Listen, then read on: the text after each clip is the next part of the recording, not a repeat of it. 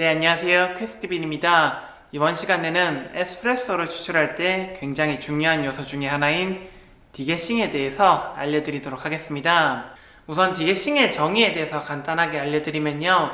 디게싱은 디게싱, 말 그대로 이 가스를 제거하는 작업을 의미하는데요. 원두 속에 가지고 있는 이산화탄소 가스를 자연적으로 배출하는 작업을 의미합니다. 우리가 사람들마다 원두에 가스를 날리는 작업을 조금씩 다양하게 표현하는데요. 그래가지고 디게싱, 탈기, 그리고 에이징, 숙성 등으로 이야기합니다. 우리가 디게싱이라는 표현은 조금 어색할지 몰라도 이 숙성이라는 단어는 꽤 많이 들어보셨죠? 그래가지고 원두를 며칠 정도 숙성해야지 맛이 좋습니다. 이렇게 표현하는데요. 사실 이 원두라고 하는 게 효모 발효 활동을 통해 가지고 커피가 더 맛있어지는 개념이 아니라 이 원두 속에 있는 가스가 날아가면서 에스프레소 추출이 좀 더 원활하게 이루어지면서 커피가 더 맛있어지는 개념에 가까우니까 사실은 디게싱이나 탈기라는 표현이 조금 더 맞는데요. 그렇지만은 우리는 서로 의미만 통하면 되니까 그냥 편안하게 표현하셔도 큰 문제는 없습니다. 자, 그렇다면은 이산화탄소 가스는 어떻게 원두 속에 존재할까요? 기본적으로 생두를 구성하고 있는 유기물 탄소 성분이 로스팅을 통해 연소되면서 산소와 만나 이산화탄소가 발생합니다. 단순히 원두만 보면은 이산화탄소 가스가 얼마나 내포되어 있는지 알 수 없지만 분쇄한 원두에 뜨거운 물을 부어주면은 쉽게 육안으로 확인할 수 있습니다. 핸드드립 커피를 내릴 때 커피가 빵 부풀어 오르는 것도 바로 이 가스 때문인데요. 그렇다면은 우리가 왜 핸드드립 커피를 내릴 때는 이렇게 가스가 많아야지 신선하고 좋다고 생각하는데 에스프레소를 추출할 때는 이 가스를 제거하고 사용해야 될까요? 이유는 간단합니다. 핸드드립 커피 같은 경우 뜸들이기 등 물을 주입하는 기술 등을 통해서 충분히 가스를 제거할 수 있지만 에스프레소 추출 같은 경우 추출 버튼을 누르면은 일정 기압을 맞추기 위해서 물이 멈추지 않고 계속 나오게 됩니다. 그렇기 때문에 에스프레소 머신 같은 경우 아로마 밸브가 달린 커피 전용 봉투에 원두를 보관해서 특정 시간을 가지고 이산화탄소 가스를 배출해야지 가스의 영향을 받지 않고 올바른 에스프레소를 추출할 수 있습니다. 자, 그렇다면은 오늘 영상의 핵심 같은 경우에는 이 디게싱을 얼마나 해야지 적절한지인데요. 이 숙성 기간에 영향을 미치는 요인은 크게 세 가지가 있는데요.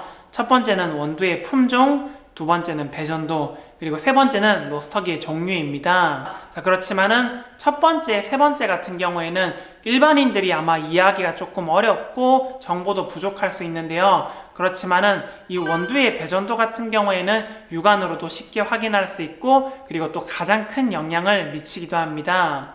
자, 그렇다면은 이 배전도를 기준으로 해가지고 디게싱을 얼마나 하면 좋냐라고 물어보시면요. 뭐 꼭 다 그런 거는 아니겠지만은 저희 원두를 기준으로 말씀드리면은 중약 배전 원두 같은 경우에는 한 이틀 정도? 이틀에서 3일 정도 하면은 충분히 가스가 빠지고요.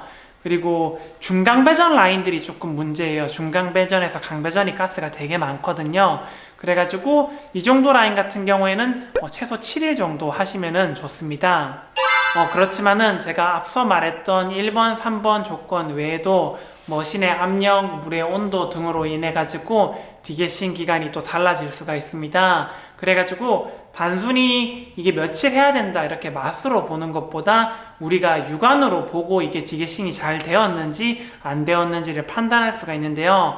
이 육안으로 디게싱을 확인하는 방법에 대해서 알려드리도록 하겠습니다. 자, 육안으로 확인하는 방법은 크게 두 가지가 있는데요. 에스프레소로 추출할 때 여기 스파우트 쪽을 보는 거예요. 그래서 에스프레소 추출할 때 처음에는 괜찮다가 나중에 막 꿀렁꿀렁이는 거품들의 모양이 보일 거예요. 그 현상이 너무 심각하게 많다면은 숙성이 아직 덜 된 겁니다. 자, 두 번째 방법 같은 경우에는 추출된 에스프레소의 겉표면을 보는 건데요. 우리가 에스프레소를 추출할 때 보면은 되게 벨벳하고 깔끔한 에스프레소가 있는 반면 뭔가 세제를 푼 것처럼 기포가 되게 많이 나 있는 에스프레소를 볼 수 있어요. 크레마층도 되게 두껍고요. 이런 커피 같은 경우에는 아직 디게싱 작업이 원활하게 이루어지지 않았기 때문에 좀 더 나중에 사용해야 된다는 것을 판단할 수가 있습니다. 제가 이 두 번째 방법을 권장하는 이유 같은 경우에는 중간 배전 라인 커피들 같은 경우에는 기본적으로 가지고 있는 가스의 양이 굉장히 많아요. 그래서 첫 번째 방법에서 스파우트에 꿀렁꿀렁이는 모습을 체크하면은 시간이 지나면은 당연히 가스 양이 줄어드는 거는 보이지만은 그래도 한두 번씩 크게 꿀렁꿀렁이거든요. 그래서 이게 아직 디게싱이 덜 됐구나, 좀 더 이따 써야겠다 하다 보면은 이게 숙성을 넘어가지고 산패가 될 수 있어요. 그래가지고 두 번째 방법으로 이 벨벳햇이나 요거 보면서 판단하시면은 훨씬 더 좋을 것 같습니다. 자, 디게싱 실험을 위해 가지고 원두를 종류별로 준비를 조금 했습니다. TEMPT ED tempted. I was tempted,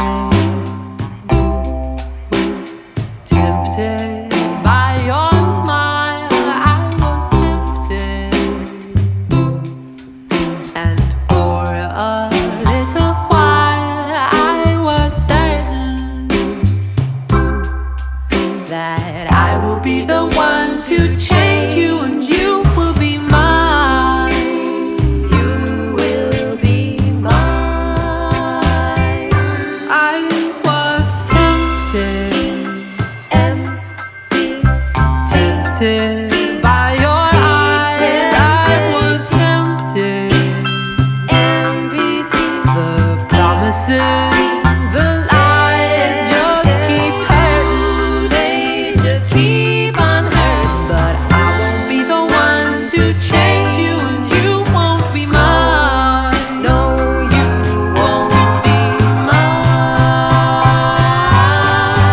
Like Eve in the garden when the evening came. How could I believe you, fooled and ashamed? I was tempted, but tempted I'm no more. I've attempted what was never done before. Drop the curtain, drop the curtain. See, no one ever changes, no one. Farewell and